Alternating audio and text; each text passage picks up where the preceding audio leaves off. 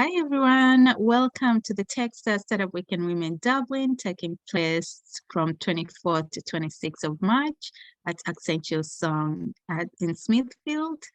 We have Sarah Blake, and who will be facilitating the workshop on UN SDG Sustainable Development Goal. Please, Sarah, welcome and thank you very much for joining us. We look forward for this workshop. Thank you. Hi, thanks very much for having me. So sorry guys that I can't be there in person. I'm overcommitted today, so I'm in two places at once. So that's the joy of recording this. So Ladies can ask me some questions after, but I guess if you have any questions, maybe send them on, and then what we'll do is I can kind of get them answered for you maybe in another session if they can't get answered now. So I am going to tell you all about the SDGs. So I'm going to share my screen, and I'm going to hit present in just a second. So bear with me for a second. So hopefully now you see the main screen. You shouldn't see my presenter notes, I hope. What we're going to talk about today is sustainability and getting the sustainability story into your pitch and into where you're going, because investors are really starting to pay a lot of attention to this. So I'm going to talk you through a couple of things on that, and also kind of just about your own footprint and when you're setting up, like how to kind of be mindful of sustainability when you're setting up. Those who know me from previous sessions, this is definitely my mantra. I cannot do everything, but I can do something. And I feel like that's almost like a startup phrase, let alone a environmental phrase. So we need to be thinking about, obviously, the planet, but you also have to be mindful that you can't do everything. You have to start somewhere, and that's what happens with the entrepreneur journey anyway. Being one myself, I know this, that you certainly cannot do everything, and the best thing to do is to bootstrap, and when you can get people on board, that's when you can offload. So just to give you a little bit of a kind of intro to what we do. So a lot of what we do here is working with businesses and communities and individuals to help them on their sustainability journey. So we do talks, workshops and strategy, and get people really going with the SDGs, with B Corps, with whatever they need in terms of getting their business a little bit more sustainable. So what are we going to talk through today? We have got a couple of things, but we're going to keep it fairly short and snappy. I don't want to be boring you guys too much. So we'll have a look at the overview of the UN SDGs and kind of what they mean and what they're about. We're going to look at kind of the relevance of investors and sustainability, then kind of the sustainability lens on your own business, then perhaps how you can implement that and the relevant SDGs, and then you're going to have a little sort of deep dive into kind of some of the tools that are out there that could certainly help you on this journey. So without further ado, I just wanted to give you a little bit of a definition here about sustainability, because I think sustainability and a sustainable business kind of used to have slightly different connotations. When you used to talk about sustainable business, you were talking about a business that was able to continue over a long period of time. But now we're talking about business being able to continue over a long period of time, but creating little or no damage to the environment, and therefore being able to perpetuate it. So, if you're not drawing resources from the earth all the time, or you'll be able to use recycled resources, all those kind of things, then you're able to carry on business, because it's not like fossil fuels, which will eventually run out, and obviously we want them to stop burning them and stop using petroleum before they run out, because that's what's causing all the environmental damage, amongst other things.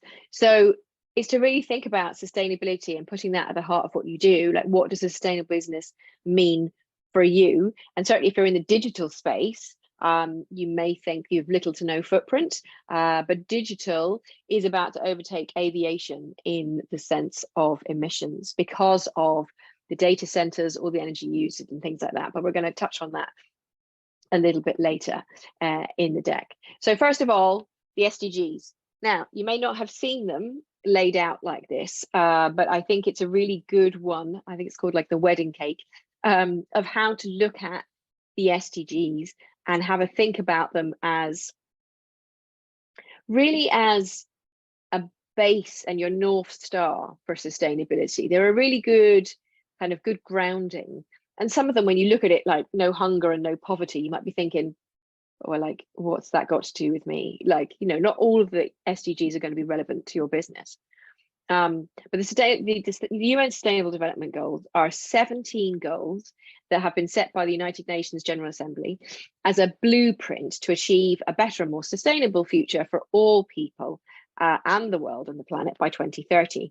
So obviously here we are at 2023, and we have 7 years left to achieve this. So it's looking a little bit tricky, but I feel if we all come together, we can certainly have a lot more impact on some of these things. And I think that's it. As an individual consumer, you certainly feel quite helpless, but actually as an individual citizen, you have a lot more traction. And so if you start to think of yourself as a citizen instead of a consumer when you're buying things, and how, you know, maybe you don't have any sort of purchasing power, if you like, as a citizen, if you think about it, when citizens have come together, sort of Emily Pankhurst and the women's rights movement and all that kind of stuff, when we came together, we managed to move mountains. So that's how I feel about a lot of, you know, tech startups and what your journeys are, that if we all come together, we've much more chance of making this work. So the goals cover a very broad range of topics, from poverty, health, environment, equality, peace, and education. And each one has a further subset of targets which have sort of actionable indicators and set dates for completion. So you can see here, we have the kind of wedding cake of it. So, you know, the base layers, if you like, are climate action there in the dark green. Then you've got number 6, which is about water and sanitation. Then you've got life on land, which is obviously also about biodiversity. You've got life below water, which is about ocean acidification. It's about plastics. It's about all those kind of things. Then the next layer, as you can see it there, is very much focused on society. So how do we have an equitable society? How do we mind people? How do we work together? So you can see there, you've got good health and well-being. So you could be doing something in tech to do with, you know, helping people with their mental health. Or it could be number 7, which is clean and affordable energy. You could be doing something to do with cities and helping cleaner cities. I was actually helping some Accelerate Green participants last week and their climate tech group. And we were talking very much about SDG 11 and sustainable cities and communities and projects that would help and facilitate that. So that's the sort of sphere that we're talking about, and that's the 17 SDGs and perhaps how they fit into it in a different way. We're going to look at it in a minute from an ESG point of view as well, because I feel that that fits in with the investment space. I just wanted to give you an overview of sort of sustainability and sustainability regulation. Again, it's a sort of a pyramid or wedding cake, and you've got here at the bottom, you've got the Sustainable Development Goals, you've got the Paris Climate Agreement that was obviously ratified in 2015, came into force in 2016, where 55 countries that represented, actually, not unsurprisingly, 55% of emissions globally, coming together to say that they were going to all reduce their carbon footprints and their emissions. Ireland has been a bit of a laggard on that, and we're hoping to move from laggard to leader with a lot of our new companies and some of the stuff that we're doing, and even some of our old companies like Bord Namona, who obviously stopped cutting peat. They've moved to renewable energy and recycling and biodiversity and habitat protection. So they've done a complete U-turn on what they did do in terms of their business, and they're a shining star for any business that maybe is already stuck in their old ways. If you know of a business that does that, or maybe you're inventing the wheel with your product or your service or your new technology that's going to be able to change that up. So then you've got the reporting frameworks, and this kind of, you will eventually get to know these. A B Corp is in there as well, which isn't on the slide, but there's lots of different ways of reporting on the regulations that you can see at the top. So at the top there, you've got the new regulations coming into force. So you've got the International Standards, Sustainability Standards Board, which is bringing together a number of different sort of strands thus far, and they're putting it all under one umbrella, thank goodness. Then you've got CSRD. So if your product is somewhat aimed towards sustainability in the first place, there are a lot of companies now who didn't fall under the kind of previous regulations, which now, as of 2024, they will have to report on their emissions for 2023. There's a lot of companies that are scrabbling around to try and do this, and there's a big opportunity in that space for anybody that can help them report on gender equality or on, you know, the environment, etc. And then you've got SFDR, so that's Sustainable Finance Disclosure Regulation. So that's very much in the fund space, but in the investor space. So we're going to take a deep dive into that in a little bit more detail, because that's very relevant to yourselves, and certainly if you eventually go and, you know, you're looking for startup money or venture capital or impact investing. So, and with the SDGs, we're always talking about impact investing. So here you can see the basics of it. So Sustainable Finance Disclosure Regulation, it's the goal of redirecting capital to more sustainable investments. And Europe have really started to put manners on this. So it's something to be very much mindful of. And they want to eliminate greenwashing by promoting transparency. So there you can see you've got all these Article 6, 8, and 9, and these are very much focused on the environmental side. So if you're a fund and you have products in this, you're going to need to report under Sustainable Finance Disclosure Regulation. So what we're finding is that investors who are looking to invest money in something that is a little bit more sustainable, be that tech or whatever it is, this is becoming a key part of what your deck needs to contain if you're going to secure investment. So here you've got Article 6, where you need to declare your any sustainability risks. So, you know, you might be, let's say it's you know, your hydrogen dam or something, or you're doing something with hydrogen. Obviously hydrogen is in itself you know, potentially a green product, but obviously you need energy to make it. So what happens if that energy is not green? Where does it come from? Then it's not green hydrogen. So there are lots of, you know, I suppose, exposures and risks.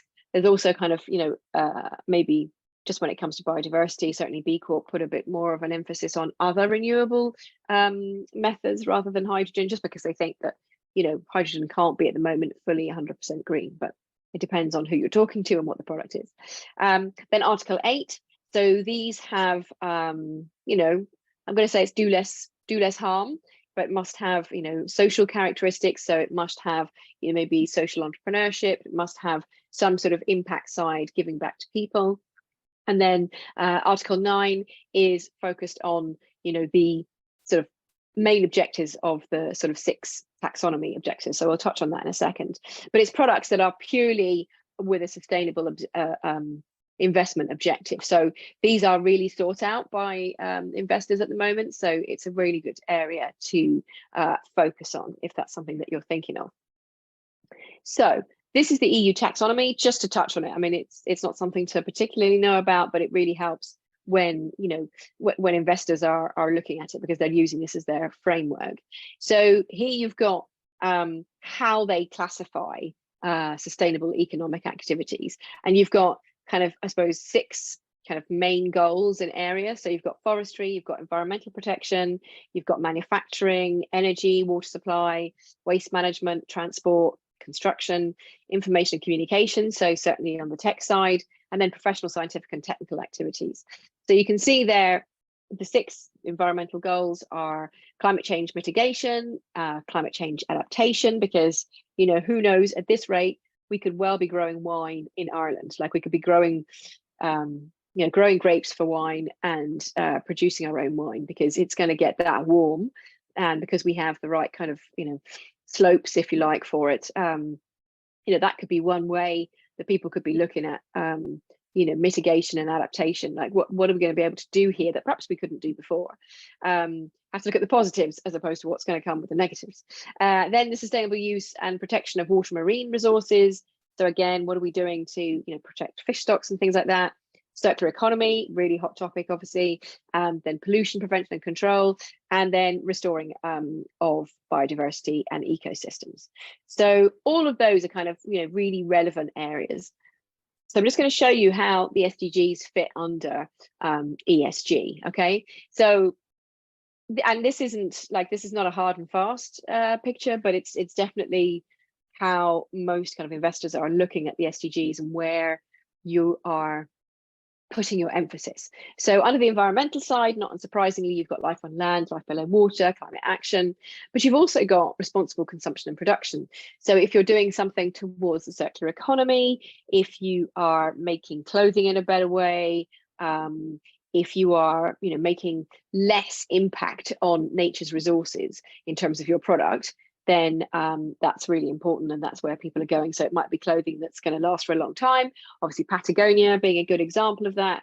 You know, Patagonia just signing over their sort of entire company, if you like, to a charitable trust, so that now what's going to happen within their governance is that the shareholders and the people with the money are separate to where the money is. So it's actually a great way of ensuring the future of the company and making sure that the waters aren't muddied when it comes to decisions for investment. So it's quite a clever way of doing it. Then you've got obviously their clean water and sanitation, you've got clean energy, you've got industry, innovation and infrastructure, and then you've got sustainable cities, goal 11. So under the social side, so your tech might be doing something to do with helping to alleviate poverty, zero hunger, could be health and well-being, could be quality education, could be gender equality, could be, again, clean water and sanitation, could be decent work and economic growth. So helping those who maybe are disadvantaged to kind of move into a space like that. And then industry and innovation falls under all three areas. You've got reduced inequalities, and then peace and governance. So that, you know, you could be helping, you know, in terms of people helping, you know, peacekeepers. You could be doing something to do with an area that's been, you know, particularly affected by conflict and things like that. And then finally, there you've got governance in the last area. And you know, these are really areas where, yes, absolutely, gender equality falls. We all know about having, you know, empowering the women in this room to really kind of take it forward and be able to shine and sing and let people know that, you know, basically, yeah, we're here to take over the world, essentially, because that's, you know, we know what happened the last time, and so now we need to take the reins and make this planet a better place. Then you've got, again, decent work and economic growth, infrastructure, sustainable cities. You've got 12, which again is responsible consumption and production, and number 13, 16 and 17. So 17 is partnerships for the goals. So again, under governance, that could be where, you know, you have a non-exec board, they're working with you, you could be in partnership with other companies. Very much the goals want us to work in collaboration with other companies and to see people less as competitors, but more, you know, in terms of being able to work with projects collaboratively. So you see things like WRAP in the UK, which is obviously all about plastics, or maybe you do and don't know, but it's all about plastics. And so you see lots of companies that wouldn't have worked together before, Unilever, Nestle, like all the different large companies, they can't solve this plastics issue by themselves. They need money and investment, and we need to all pull together to make that work. So that's the ESG side. Then we've got how to look at your own business, right? So that was the outward facing or the inward investment, but the kind of outward facing, what you're looking at. Now we've got how to look at your business itself through the sustainability lens of the SDGs. So let's start with SDG 7. So that's all about energy. So that could be right down to like how your business is powered. So is your website going to be powered off renewable energy? Are your servers, so is your information stored in the cloud on renewable servers? Because obviously data is having a huge impact. And indeed, I think it was Vietnam where the government had to intervene. They had to divert water, and one extreme situation, away from farmers towards the data centers so that they could cool effectively. And that just, you know, that just shouldn't happen. And here, you know, we have had an issue where data centers take up a huge amount of energy from the grid. So now we're actually looking at, you know, situations where they can actually either provide heating. So in Tala, we're looking at the district's heating scheme coming online, where Amazon are providing the heat for the majority of that scheme, and it's going to be able to heat several thousand homes. So the technology exists. We just need to look at that. So certainly from an energy point of view, just make sure that anything tech runs on renewable energy where possible. Then SDG 14, life below water. So again, if you're running this, bootstrapping it from your home or whatever, just even be mindful about what you're doing with water, because your business as such might not necessarily have a really big impact on water, but maybe your tech might be something that's going to help businesses to have resource efficiency with water, those kind of things. SDG 12, so this is about waste and supply chain. So this is all the things to do with your own waste and recycling, and who is in your supply chain. We just touched on there, like energy and renewable providers, but it's all that kind of thing where you need to make sure that your supply chain is also ethical and they're doing the right thing for the planet. And let's say just you're using Google or Microsoft, obviously they have policies and procedures available on their websites, so you can certainly go and look them up to see, are they doing the right thing, and does that sit well with you in terms of the way that they're doing their business, if you like. Then you've got SDG 9 and 11, so that's focused on infrastructure and sustainable cities. So it's transport and travel. So how do you get about? How do you get to and from your meetings? Are you flying? Are you Zooming? Are you walking? Are you cycling? How do you get about, and how sustainable is that? Then SDG 15, that's about life on land, and this covers a number of different sub areas, but one of the main ones is biodiversity. So again, are you using a lot of paper? Are you all digital? Are you looking at how here in data centers, they are planting orchards. A lot of them are planting, sort of, I suppose, little biodiversity habitats around the edge of the data centers. They have actually now started to really look at their impact locally, and are they actually providing, food for pollinators, those kind of things. And then finally, you've got SDG 1, 2, and 10. So that's no poverty, zero hunger, and reduced inequalities. And a lot of that refers to people. So how are you treating the people in your supply chain? How are you looking at the people that maybe are going to work with you? Are you going to be paying them a living wage or a minimum wage? How are you going to be treating them? Do you have a policy going forward on gender equality and those kind of things? Something to be mindful, this is both from a sales point of view and both from a business point of view, that when you get to a certain size, you are going to have to start reporting on CSRD. And this is probably more of a thing for you to be mindful. If you have got a business that's going to be focused on climate tech, you might actually be able to help companies to report under this new sustainability reporting directive. And it's going to be coming into effect 2025, but in 2023 and 2024, you're going to need to have your reporting lines together. And it's for companies with more than 250 employees. They've got more than 40 million turnover and 20 million assets. And so if you've got 2 out of those 3 things, you're going to have to be reporting. And the first reports need to be in by 2026. Which seems like a long way away, but 3 years is going to rock around really quickly. And from the 1st of January, it's for listed SMEs. So, and they get a little bit more time. So if you're an SME that's starting to make some money, just be aware that this is something that you're going to have to be cognizant of, if you like. So where do emissions and carbon footprints and everything fit into this whole picture? So here, I just wanted to let you know about Scope 1, Scope 2, and Scope 3. This is just more for you to be aware of, and the language, if you like. So Scope 1 is emissions from owned operations or processes. So that's very much, pretty much if you have a factory, I would say, is when you're going to be having Scope 1. Scope 2, indirect emissions. So these are very much from the production of purchased energy. So that's where, are you on a renewable energy tariff, essentially? Scope 3 covers pretty much everything else. So this is supply chain, or what we now call the value chain. So it's both upstream and downstream, stuff that's coming into your business, stuff that's going out. And you can use the government carbon footprint calculator to see where you're at with your emissions. And just going back to digital, because I kind of highlighted that we might talk about that at the beginning. And I love this graphic from Pucker, because they have equated Boolean cups of tea to a lot of techie stuff. So Pucker, the tea company, worked out that the majority of their carbon footprint was actually in how people use the product, i.e. how you make your cup of tea. So if you were boiling too much water, then you're going to be using too much energy, and that's going to be putting a strain, obviously, on the planet. But you can see here, boiling 4 cups of water is like sending 20 emails.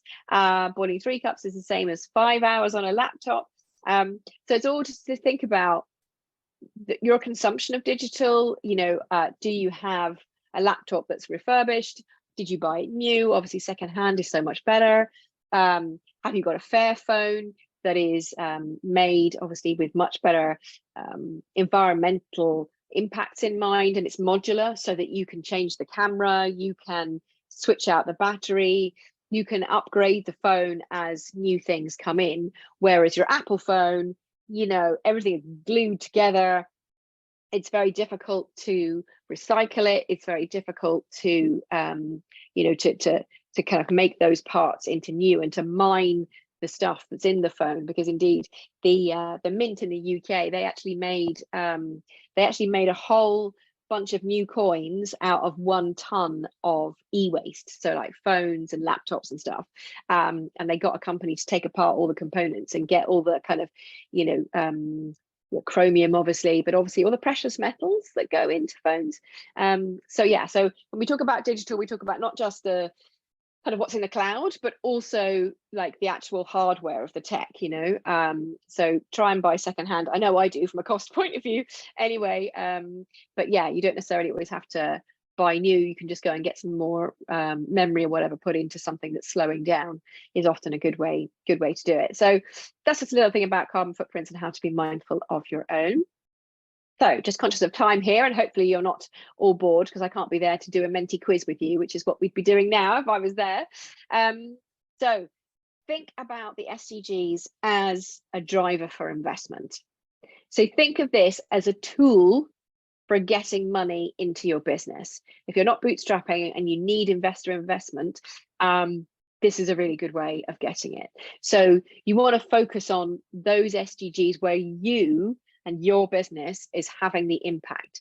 So if it's tech to do with, let's say it's the lady at Rebride, right? She is helping brides to resell their dresses with an online platform. So if you've got a wedding coming up, I suggest looking at Rebride, because it's obviously that would be like me saying, okay, I'm going to go on and sell my wedding dress. I'm going to get a good price for it. Obviously, you pay a charge to Rebride, and then the world is saved by not having to have a new dress made, essentially.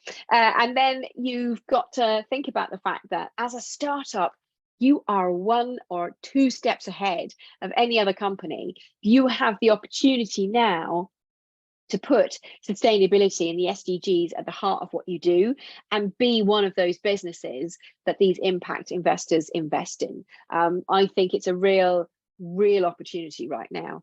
Then just in terms of Athology's focus and the SDGs that we focus on, no brainer, obviously climate action, because that's what we do as a business. We have a very impact business model focus because we want everybody obviously to take on board sustainability. So we are really driving down emissions with what we're doing, with carbon literacy, getting people carbon literacy certified so that they can take action. And carbon literacy as a certification is something that you can put on your website as a business, before you even think about becoming B Corp certified or any of the other kind of sustainability qualifications and certifications. It's a great one to do because it kind of educates you on the platform and talks to you about how to really talk to other people about sustainability. Then you've got sustainable cities and communities. So we're obviously about helping employees to rethink their modes of transport. We are talking to companies about how to, create cycling initiatives, how to support some of those health and wellbeing days that are coming up, responsible consumption and production. So a lot of what we do is talking to people about reuse and repair and how you can use that in your business. Life below water and life on land goes without saying, but that, we're keenly focused on the environment and, environmental and planet protection, essentially. Then just something that's kind of important to note is transparency. So just be mindful that it's really important to be transparent and be honest about your journey, because if you haven't done something, someone's going to call you out for it. So it's worth bearing in mind that you just need to think about how you're going to message that. And, you know, greenwashing and green marketing is a whole other topic I could be talking about, but just be honest about where you're at and what your journey is. If you haven't looked at her, there is a lovely lady called Claire who does chocolates, ethically minded chocolates. And if you go onto her website, she has a whole list of impacts in terms of, she's got it right down to her printer, how things are printed, where her website's hosted. Do you know, it's a really good way of actually just pushing down a sustainability policy for a small business. But obviously it has to be unique to you. And we're talking about tech at the moment, and website carbon is a really good place to go and have a look at the impact of your website when you've got it set up. So does it load fast? Does it have complicated you know, pictures? Is it kind of like, you know, if it's slow to load, it's going to be heavy on the planet. So you want to be thinking about a website that's really quick to load, that, you know, the consumer goes straight to where they're purchasing, they can make their decision, they can find all the information. So focus on being unique to your business. And then I'm just going to wrap up now with some useful tools, because I'm sure you are all needing a cup of tea at this stage. So the SDG impact assessment tool, that's a good place to start. Or you could use the SDG action manager, which sits in the B Corp framework.